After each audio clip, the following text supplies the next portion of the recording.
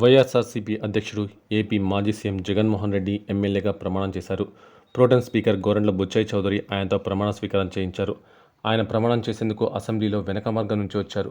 అమరావతి రైతులు నిరసన తెలుపుతారని భావించి బయట నుంచి వచ్చినట్టు తెలుస్తోంది. సభ ప్రారంభమైన 5 నిమిషాలకు అసెంబ్లీ ప్రాంగణానికి వచ్చారు. ప్రమాణ స్వీకారం అయిన వెంటనే అసెంబ్లీలో కూర్చోకుండా తన ఛాంబర్కు వెళ్ళిపోయారు. పేరు పిలిచిన వెంటనే సభలోకి వచ్చిన జగన్ నేరుగా పోడియం వద్దకు వెళ్లి ప్రమాణం చేసి సభలో కూర్చోకుండా తాడేపల్లి ప్యాలెస్కు వెళ్ళిపోయారు.